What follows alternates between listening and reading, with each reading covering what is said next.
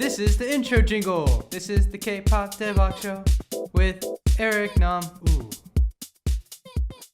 Ladies and gentlemen, boys and girls, listeners to the K-Pop Daebak Show, welcome. We have a very, very special guest here with us today. He's a good friend of mine, and I'm really excited to have him on the show so we can catch up, and you guys can, if you don't know him, get to know him. And if you are already a fan of him, we can hopefully have some discussion points that maybe enlighten your understanding of this magnificent man.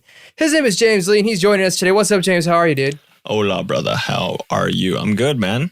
Well, I'm good to hear your voice. Good to see your face. I haven't seen your face in a while. I know. And you were here, too. But then you were here when then quarantine hit. You can't break the rules, dude. How are you? Where are you? Tell the listeners where you're at. So I'm in LA or LA County. I'm at my sister's place. Nice. Yeah, I kind of got trapped here. I was traveling back and forth between Asia, and then quarantine hit, and that just kind of turned everybody's world upside down. Yeah.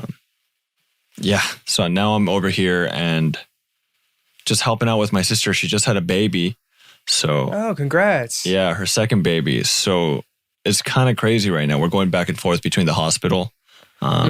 We were going and we were so scared that it was going to be packed with people infected and whatnot. But luckily, it seems relatively empty.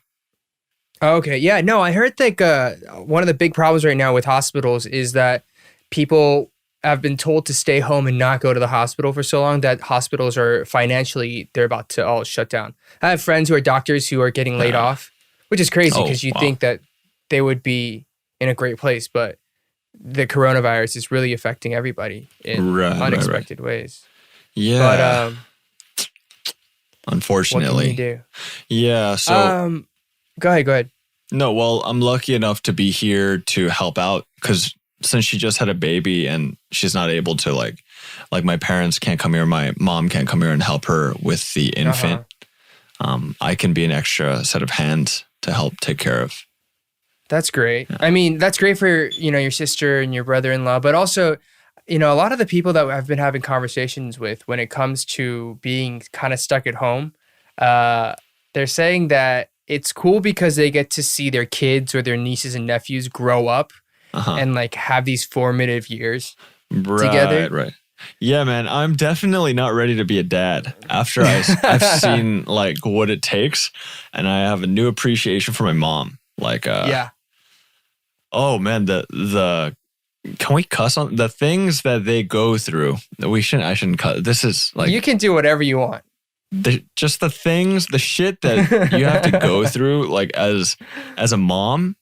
Dude, thank God we're not going to be moms. Like for real, it's so difficult. It's there's like so many complications and whatnot that I had no idea that existed beforehand. Well, I mean, yeah, being a parent that's gotta be tough. I still don't know. I can't even commit to a dog right now. I want a dog so bad, but I'm scared to commit to a dog. Best decision of your life.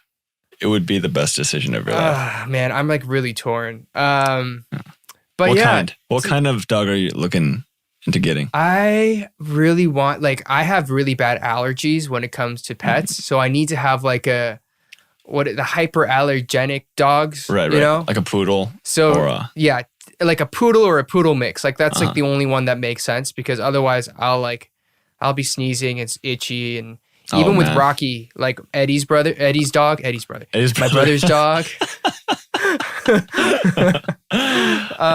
With Eddie's dog, like I love the dog, but like if I'm not in good condition, I'll be like sneezing everywhere. So I see. Yeah. What kind of dog is Jerry? Is it looks Jerry like Jerry was a hobo. He was a mutt. He was a street dog. I think he's a schnoodle. Schnoodles are great. I used to have a schnoodle. What? Yeah. It looked a lot like Jerry. Okay. All right. We had a schnoodle and a silky terrier poodle mix. A silky poo. Oh, okay. My sister's dog Benji is a silky terrier. Like he only like loves her and everybody else is an enemy. But then when he is sweet, he's like a sweetheart. But most of the time he is just in like protection mode. Like the bodyguard. Yeah, I don't know. I'm debating, but anyways, I mean, I'm so glad that we can catch up, and I'm sure fans and people all over the world are excited to hear from you. What have you been up to? I know we've been in quarantine, but I personally know a lot of the stuff you've been doing. You've been staying very, very busy, very active, Right. doing all sorts of music. But for people who haven't, caught up with you in a while, what's like the quick rundown that you've been telling people? Like, this is what I've been doing. Right. So like there might be a lot of people that don't know who I am because I went like a long period of being like absent in the entertainment industry. But after I left Royal Pirates, I was in a band called Royal Pirates, and then I had that accident where it ended my career as a bassist because my hand was essentially cut off and reattached. Right. And actually now it's the worst time, but it's like so painful recently. So I'm just downing painkillers. But outside of that, I'm kind of distracting myself by focusing on music again. And I released the Light EP like 2 years ago. It was crowdfunded. Like Has it already been 2 years? Yeah. Yeah. It's been a while. Dude, time flies. That's crazy. I know. And I mean, I learned a lot. And I think that was kind of like a defining point in my career because the album did really well. And it was a complete independent release. Like it hit number 1 in Southeast Asia and it hit top 10 like in so many countries. And it was an independent release. And so I kind of got a lot of hope from that, but I feel like that album was kind of like, I have a hard time I get attached to the songs that I write and I have a hard time singing those songs. It breaks my heart. So I spent a lot of time the past 2 years producing for other artists. And I was lucky enough to have some success in China producing for some pretty big artists like this guy named Jason Zhang. He goes by Zhang Jie, and also Angela Baby and a few other artists as well. But then after this lockdown, I got trapped in LA. And so that kind of went out the window. So at least for now.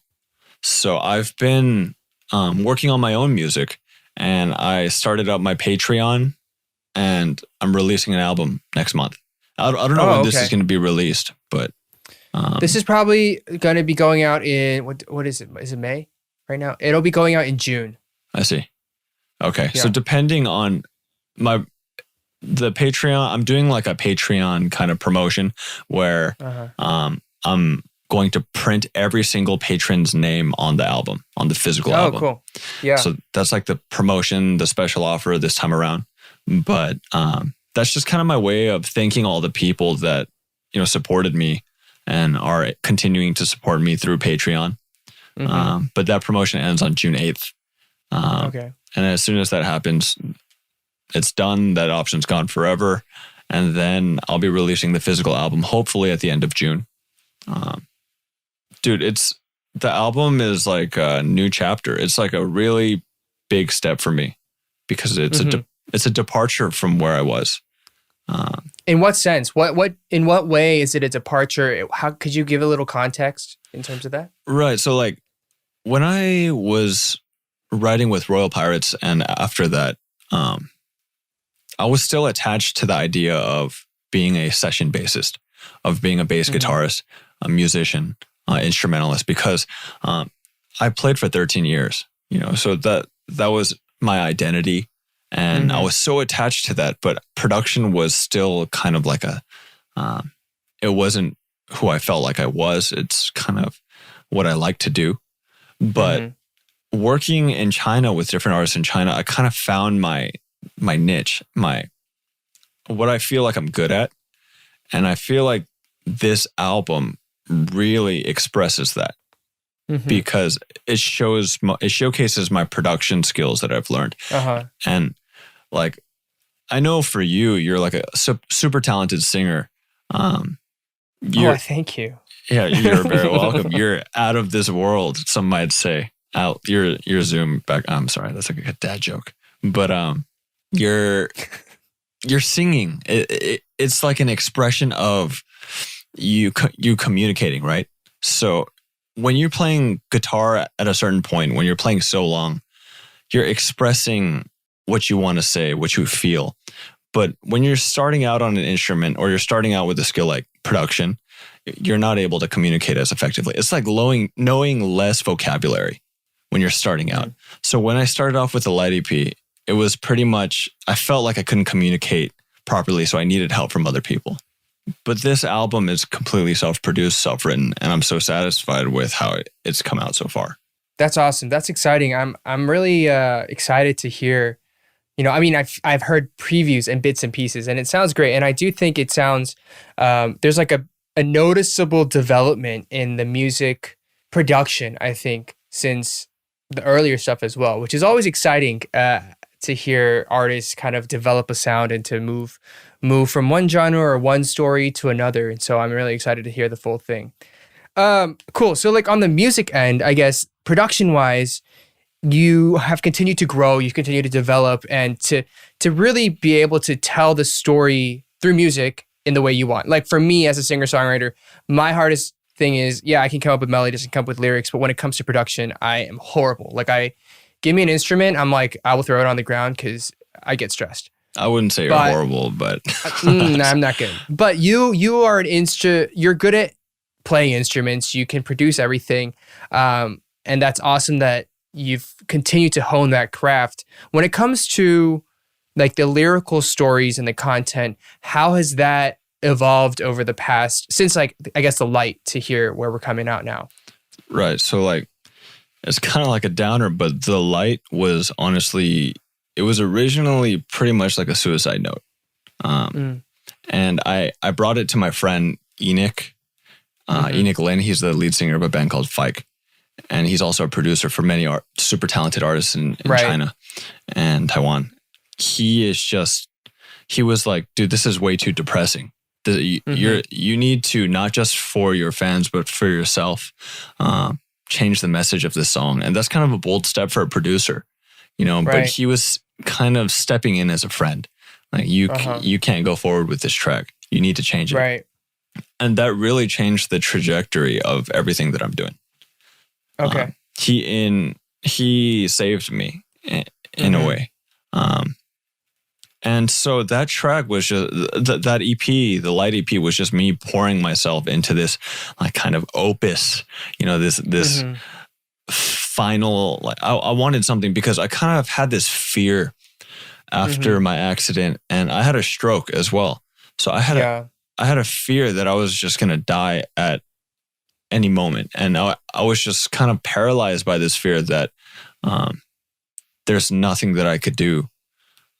So I just wanted to leave something that I was so proud of, that because everything I had written before, it was not me. We were working with like super talented producers, like top of the line producers. Some of the producers we're working with, but that it just wasn't me as an individual.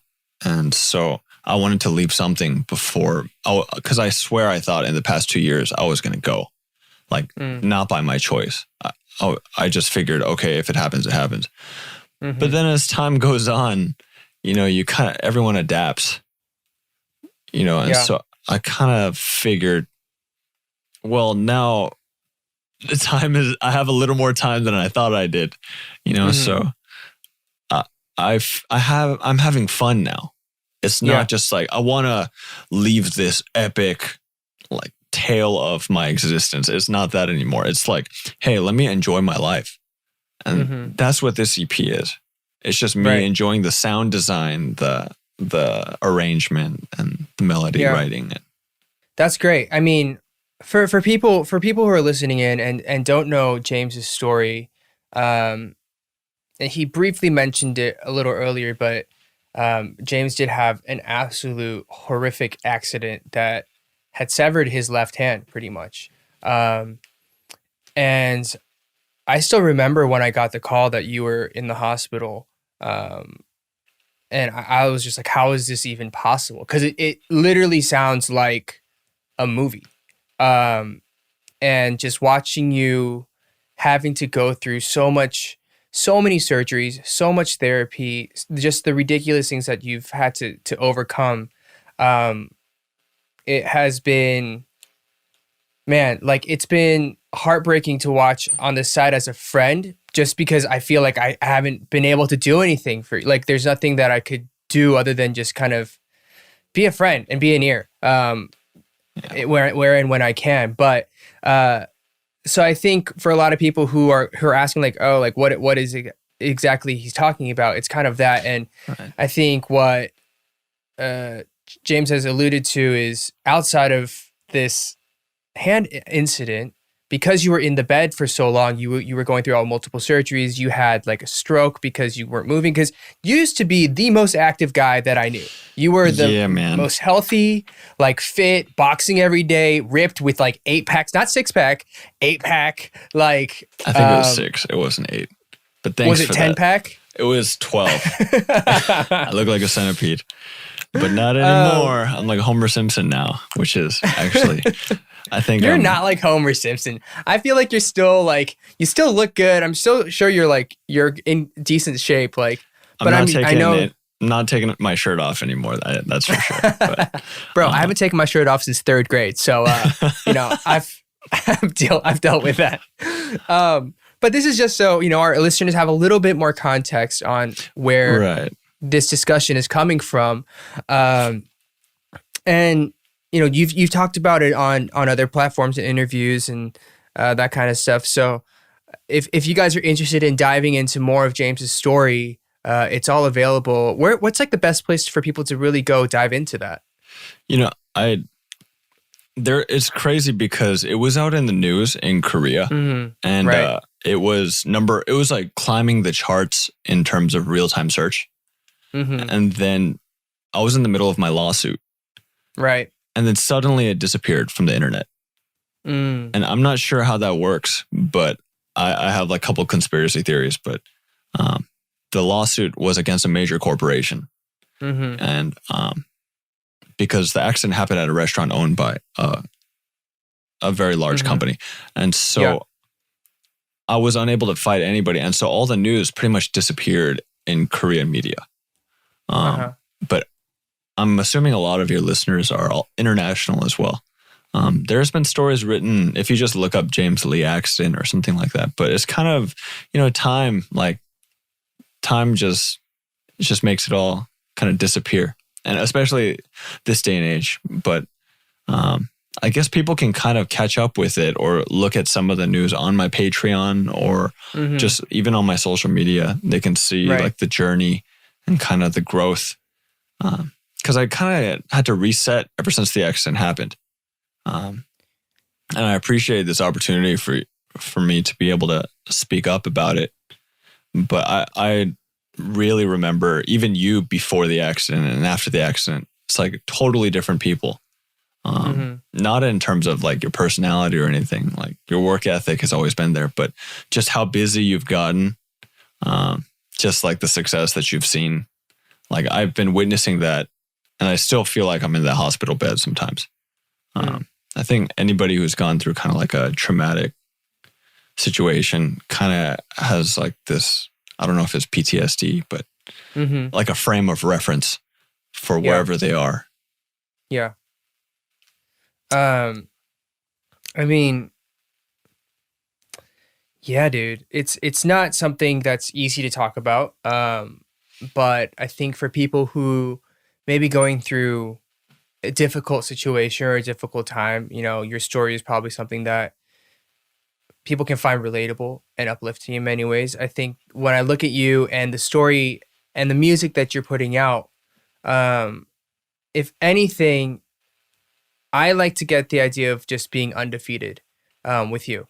Just that even though it can literally feel like everything in the world is against you in many ways, like, because we've had discussions where, you just go through, both myself and you, we've shared just very difficult moments in our lives with each other. But I think that's like the consistent theme is just feeling undefeated and being able to overcome obstacles. And definitely it's not easy and it's nothing lighthearted, but for people to find some sort of solace and sense of relatability and even upliftment from, is that a word? Just from uplift. Sense of upliftedness. Yes. Well, from from your story. So I definitely appreciate you sharing that with our listeners. I guess like on a more positive note though, like, you ended up leaving Korea. You've been doing a lot of writing in China with some of literally China's biggest stars, like the most recognizable, most famous names in China. You've been writing for them. You've been producing for them. You've been on stage with them. And it feels like it's a completely different trajectory from, I don't know, a few years back. I know right now we're in quarantine, so it can feel like, we're kind of stuck. But I am optimistic and thinking that once this is over, you're just going to be right back there. Like I'm not, that's how I feel. Man, I have no idea, because one thing that I did learn from everything that I went through is you got to take it day by day. And I'm okay with that, like I like to count the wins, but big or small, and just the fact that I'm not like super bummed out, and I can help out with my family here, and I can see my parents, because they're getting older, we're both of us, we're the same age. So it's like, it's a bummer, when every time you go back home, you see them and it's like, they got a new wrinkle, or they got a limp or something like that. And it's like, man, I wish I could help out somehow. And the fact that I'm able to be here and actually provide that assistance, it's a blessing in itself, So, I feel like everybody who goes through some type of everybody does go through some type of tragedy. Right. It's all about perspective, right? It's like, to them, it could be the worst thing in the world, but it's what you do with that experience. Yeah. And that's really kind of become the defining experience in my life. So going back to your album, you said that this album is just you really enjoying music, enjoying life. Is there a particular message, particular lyric, or maybe a particular song that you really want fans to take away from this or attach themselves to? I'd say the message that I want, it's not even something that I want to like impose on people, but it's something that I really felt throughout the process of writing this album, is that everything that we build is like a sandcastle. Because as time goes on, it's all going to wash away, right? And so it's just, the thing about sandcastles is just, you really like enjoy the process of creating, right? You enjoy the ride, and when it's gone, and that's what it is. And so that's the theme of the album. And I guess I could just say it here that the EP's title, the name of the EP is Castles. So that's I guess before I wanted to like express something so bad, but in this EP, I really just had fun and wrote what was on my mind, what was on my heart. And that's what it was like. And I think every song that I write has to do with love in some capacity. I've written tracks that were just like I'm trying so hard, but in the end, it all comes back to love in some sense. Whether it's what hurts you or it's what motivated you to do something. Right. Yeah. That's life, I guess, that's kind of what life is about. It's about relationships and love. And people are always like, what do you write about? I was like, I don't know, just like life. Just what is life? Like, I don't know, love, life, struggles. Like, I don't know. Just kind of make stuff up. But anyways, I'm definitely looking forward to hearing the full project. Thanks, man. I know you said that it's going to be out in late June. And I guess you're just kind of waiting to see when you can head back to China as well to continue on all the cool stuff that's going on there. Do you have anything else that's going on? Anything that you're looking forward to this year? I know 2020 is just, it feels crazy, and it feels like this year is just it's just a waste of a year. It feels like 2020 just took a shit on like all of us. And that's what I feel like right now. I just feel like 2020, it's not even like one dump. It's like explosive diarrhea. Oh my God. all over the world. And oh my gosh. I'm just looking forward to this shit being over with, man. And I hope that, like, I have a lot of, not first responders, but people in the healthcare industry that work in my family. And I want them to be safe. I care about them, like, because they're so brave, you know, to be continuing to work while this is all happening. So, man, I just want this coronavirus to end. Leave us alone, Corona. Yeah, go away. But outside of that, I'm just excited to keep creating. And like I set a bunch of goals on like my Patreon. Like now it's about smaller goals. Like before, when I was younger, like before my accident, when we first met, my goals were like, oh, world domination, you know, like take over the universe with my rock and roll music. But it's like, now it's just like, hey man, just make a song that you're proud of. Make something that you like to sing. Make something that your fans will enjoy. And I'm just so much happier just doing it like that. And so I have a goal for, if I get 300 patrons, I'm getting a tattoo. What? Yeah, I know. I committed to that with them. Of what? Where? I'm thinking on my arm. I was thinking about getting screws or lightning bolts on the scars. So it looks like my hand is still attached, but like the problem is like the nerve endings are like super like sensitive, it's kind of all over the place. So the pain is like very random. But I thought it would look cool. But I have a couple things in mind, and my patrons are helping me decide. But they're kind of crazy. It's kind of scary. They might end up making me get like some weird symbol or something. I don't know. We'll see. This is, as you know, the K-pop Daebak Show. So we have to ask some K-pop related questions. Who are you listening to recently in the K-pop world? Are you listening to K-pop at all? Because I know some people, they just kind of move away from it. You can be honest. Dude, so I spend like so much time on Instagram. I'm like addicted. But I keep seeing ITZY. Do you know ITZY? Of course I know ITZY. Who doesn't know ITZY? Are they famous right now? Yes, they're famous. Dude, you're sounding like an ajashi right now, dude. Dude, I love all girl groups, man. I can't help it. I don't know. Something happened to me. I remember when I was younger, I'd be like, oh, like, I don't know how I feel about it. Now it's like, oh man, I love girl groups. But ITZY, man. ITZY is it. Their shoulder movement, like, I saw some video where they're just going like this. It's kind of like that, but like way cooler. And that was super impressive. I don't even know what the song sounds like, but I just remember their shoulders were moving so fast. ITZY's great. Are they the it group right now? I don't know, dude. I'm like, I haven't been in Korea for so long that like I don't even know what's going on. And I also feel like although I am hosting a show called K-pop Daebak, like I feel like I'm an oldie at heart these days. And when I say oldie, I mean like K-pop from like 5 years ago. Oh God, dude. Oh God. That's when my accident's 5 years ago. So that's. Oh really? Yeah. Oh yeah. So who was like hot when that happened? I don't even know. It was probably like AOA and. Oh man, the good old days. AOA. And like Girls' Day and Big Bang and that's super old school, man. That's like 7 years ago. Bro, I don't know. When you get past a certain age, as it is our age, everything kind of blends together. I don't know.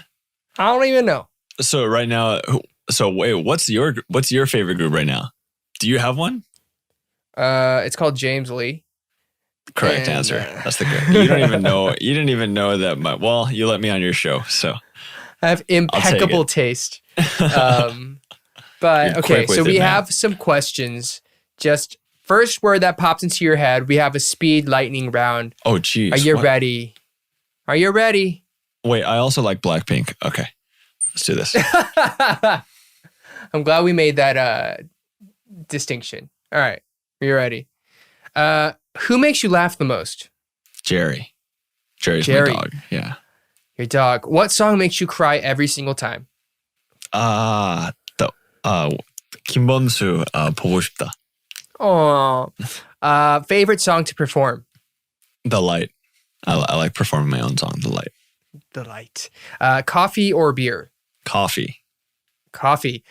First K-pop artist or group you ever stand? Stand. Oh, man. Right now, all the girl groups are blending together. 소녀시대? I think so. Girls' Generation. There we go. Dude, no. The first group that I ever stand. That's the question? Artist or group? It doesn't have to be a girl group either. Just whatever artist, whoever. Oh man, nah, it's gotta be. It's like 소녀시대. I remember I was shocked. Yeah. All right, 소녀시대. What scares you the most? I'm not really afraid of it. Well, Woo. losing a loved one. That's like a boring answer, huh? Haunted No, boats. no. I don't know what a better answer is, but No, very fair. The last person that you texted yesterday. let's see. Last person that I texted yesterday. Actually, Who's it gonna be? I don't talk to anybody anymore. Yeah, It's as you're just- swiping, I see you scrolling down your entire screen like 5 times. Yesterday was Amber. Oh, Amber, yeah. what was your discussion? She said, "Hey, sorry, my sleep schedule has been crazy." Because I texted her like she was responding to me from like texting her like 2 or 3 days ago. Okay. But No, I was- it happens. I was just checking in on her because I feel like after the music video came out, she's been so busy. So I just want to make sure she's okay. Cool. Person you would marry right now if they asked? Dua Lipa. Dua Lipa? Yeah, dude. Okay. Yeah. Your fans are blank. Fill in the blank. Dope. My fans are sweet, sick, crazy. They're kind of crazy. Do you have a fandom name? Not really. They're calling themselves, well, kind of Wolfgang. But then I think we're going to have Wolfgang. some copyright issues with like Wolfgang Steakhouse. Wolfgang Puck? Yeah. But because Jerry, my dog, I'm trying to make him like super famous because Your dog is the cutest dog. It's not a wolf. I know you keep trying to say it's a wolf. It's not a wolf. Jerry the It wolf. is a schnoodle. And it's he actually, his adorable. name is Jerry because he used to look like a rat, like Tom and Jerry. But he became, I think, just giving him so much love kind of made him into this beautiful creature. And now so cute. Now he gets free clothes from Bape. He gets I'm trying to make him sponsored by like a dog food company, but so far, no Jerry, luck. the product placement machine. Correct. All right. Well, I mean, that's kind of, unless you have other things that you want to share, you want to talk about, like, that's kind of all we have that I have prepared. I think it was a good way for people to kind of get to know who you are and hopefully dive into your music, your socials, your Patreon, all that kind of stuff. Yeah, but man. I don't know. I appreciate you doing this. I know you're a busy guy. No, absolutely, dude. And I never Thanks for coming zoomed. on. I never zoomed. I just had Is Zoom. this your first Zoom? No, I did Zoom with my niece because I teach her. I like help her with her like painting classes. Like she does painting and like coloring and drawing. She's 3. Yeah. But I never did it for myself. I just hope I wasn't like a downer because I'm naturally that's kind of it's what I am. Well, you know what it is? It's you are very, very sincere and heartfelt. I think that's what it is. It's I think you're incredibly considerate and you have a personality that cares a lot about others.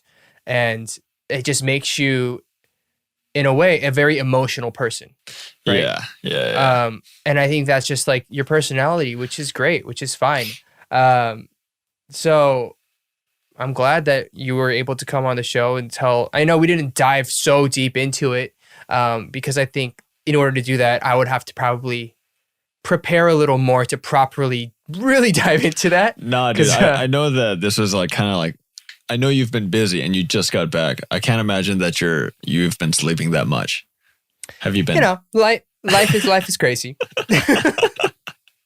But no, I mean, I really wish you the best on the new album, the new EP. I'm excited to hear it in entirety. How many songs? It's going to be 6 or 7 songs. I need to double check. But Okay. yeah, I don't know. It's like not very Korean pop. It's not K-pop at all. It's like, Dude, my stuff is not K-pop at all. your stuff either, is so. super like just American. You just have like a American pop, but it's with Korean lyrics. I just look Korean, and my lyrics are a little Korean sometimes. But that's your about eyebrows it, are so. Korean. You got Korean eyebrows for sure. Thank you. Yeah. Thank you. I really thank the ancestors for the Korean eyebrows. Yeah. But dude, thank you so much for joining us. You guys, please check him out on socials. It's James JHL. Yeah. And yeah, please love and support our good friend James. And we'll connect again soon, buddy. Man, thank you Thanks for so your time. much. Appreciate you. Absolutely. Have a good one. Peace. Adios. Wait, my fingers don't show on Zoom. Peace. Hey guys, did you guys like that video? Then make sure you guys subscribe to Dive Studios YouTube channel and put your notifications on, because we got a lot more great content coming your way. Look at this video. See? Wow. Wow. And this is great too. Enjoy.